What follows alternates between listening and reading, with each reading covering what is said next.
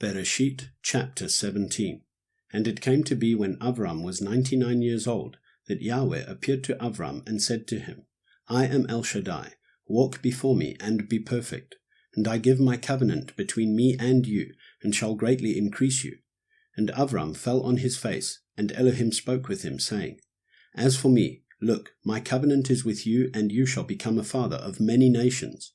And no longer is your name called Avram, but your name shall be Avraham, because I shall make you a father of many nations. And I shall make you exceedingly fruitful, and make nations of you, and sovereigns shall come from you. And I shall establish my covenant between me and you and your seed after you in their generations, for an everlasting covenant, to be Elohim to you and your seed after you. And I shall give to you and your seed after you the land of your sojournings, all the land of Canaan, as an everlasting possession, and I shall be their Elohim.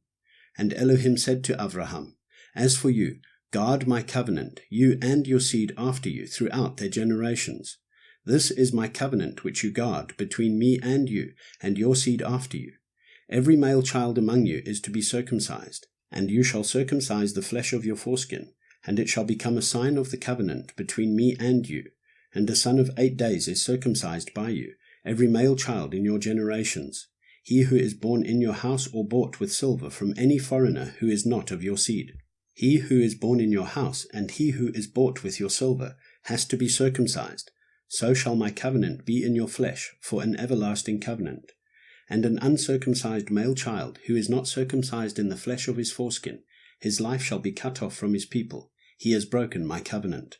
And Elohim said to Avraham, As for Sarai your wife, do not call her name Sarai, for Sarah is her name. And I shall bless her and also give you a son by her.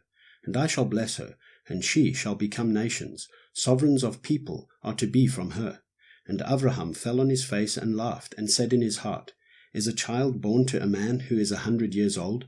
Or is Sarah, who is 90 years old, to bear a child? And Avraham said to Elohim, Oh, let Ishmael live before you.